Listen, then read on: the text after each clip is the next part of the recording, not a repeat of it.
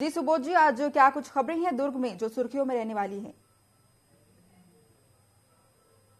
लोकसभा चुनाव जीतने के बाद दोनों ही बड़ी राजनीतिक पार्टियां, देश की राष्ट्रीय पार्टियों ने लोकसभा चुनाव की तैयारी शुरू कर दी है। जी हां, हालांकि 139वें अधिवेशन के बाद कांग्रेस का ओरिजिनल स्वरूप सामने आएगा कि वे किस तरह से लोकसभा चुनाव को भारतीय जनता पार्टी के सामने विपक्ष के रूप में लड़ेंगे, एक बड़ी बात है। उसी तरह से भारतीय जनता पार्टी का चूंकि विधानसभा चुनाव उन्हें जीता जुटाया है और साथ ही उसकी तैयारी को बस एक रिवीजन की जरूरत होगी और वे लगातार बूथों में अपने कार्यकर्ताओं के साथ आम जनता से, आम मतदाता से मिलने भी लगातार संपर्क बना रखे हुए, मिलने भी जा रहे हैं।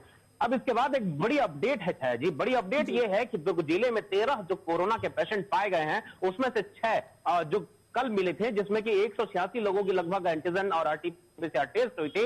उनमें से 4 भिलाई स्वास्थ्य संयंत्र के रहने वाले हैं, मतलब भिलाई स्वास्थ्य संयंत्र टाउनशिप के रहने वाले एक संयंत्र कर्मी हैं। और कल ही रात 81 वर्षीय एक कैंप 1 निवासी बुजुर्ग की कोरोना से मौत हुई है। हालांकि वह पहले से बीमार था और उसका इलाज सेटरन हॉस्पिटल में चल रहा था। बावजूद इसके अगर देखा जाए तो दिशा निर्देश जारी कर दिए गए हैं। नेशनल जो राष्ट्रीय जो केंद्र सरकार है उसके द्वारा दिशा निर्देश जारी किए गए हैं, लेकिन ऐसा लगता है कि दुर्ग जिला इसे लेकर जरा भी गंभीर नहीं है। अगर पिछले कोरोना की बात करें, यानी कि डेल्टा वेरिएंट के दौरान की बात करें, तो शायद उस त्रासदी से सबक दोनों ही निगमों और दोनों ही प्रशासन ने नहीं ली है। यही वजह है कि जो हवाई जहाज से आने वाले लोग हैं, क्योंकि भिलाई एक कॉस्मोपॉलिटन सिटी है और यहाँ भिलाई स्वास्थ्य संयंत्र में सभी प्रदेशों के लोग नौकरी करते हैं, काम करते हैं और बिजनेस और अन्य व्यवसायों से भी आना जाना करते हैं, तो किसी भी तरीके से उनकी जांच पड़ताल नहीं की जा रही है। रेलवे स्टेशन की बात करें तो रेलवे स्टेशन में भी यात्रियों की जांच पड़ताल नहीं की जा रही है, जबकि एक व्यक्ति की कोरोना से मौत हो चुकी है और 13 कोरोना पॉजिटिव पाए गए। मैं जहां खड़ा हूं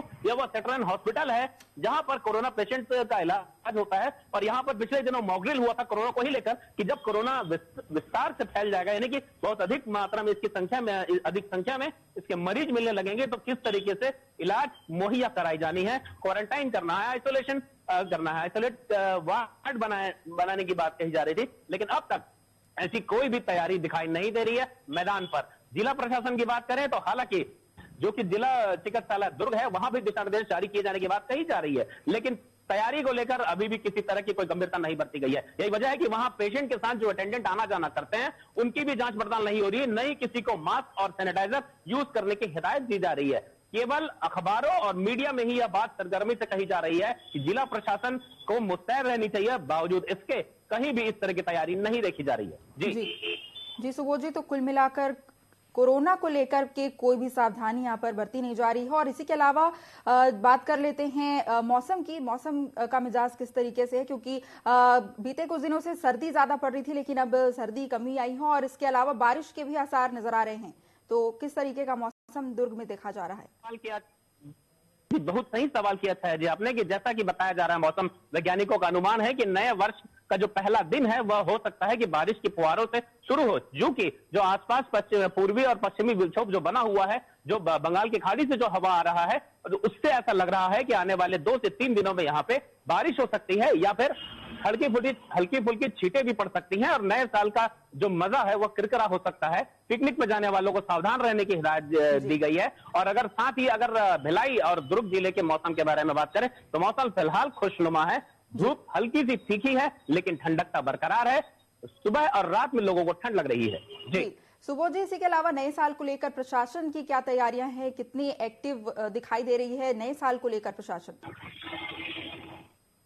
ऐसा हर बार होता है, हर साल नए वर्ष की तैयारी, नए वर्ष के स्वागत की तैयारी को लेकर जगह जगह होटलों में, ढाबों में और अलग अलग मोहल्लों, गली मोहल्लों में भी तरह तरह के आयोजन होते हैं। लोग डीजे लगाकर, ध्वनि विस्तारक यंत्रों से जोर जोर से गाने बजाकर नृत्य करते हैं, डांस करते हैं फिल्मी गीतों पर। लेकिन अब मौजूदा जो जिला प्रशासन और दुर्ग पुलिस के बारे में बात करें तो उन्होंने एक दिशा निर्देश जारी किया था, एक नोटिस इश्यू किया था। सभी डीजे संचालकों के साथ बैठक भी ली गई थी कि किसी भी तरीके से एक जो तय मापदंड है उससे कहीं भी ज्यादा की आवाज में डीजे ना बजाए जाए। और साथ ही अगर ट्रैफिक डिपार्टमेंट और दुर्ग पुलिस के बारे में बात करें तो जो हर चौक चौराहों पर कड़ी चाक चौबंद व्यवस्था की जाएगी ताकि किसी भी तरह की दुर्घटना ना हो और यदि किसी भी तरह की वारदात होती है तो तत्काल उस वारदात के आरोपियों को पकड़ा जा सके और शांति व्यवस्था बरकरार रहे। जी सुबोध जी, तमाम जानकारियों के लिए आपका बहुत बहुत धन्यवाद।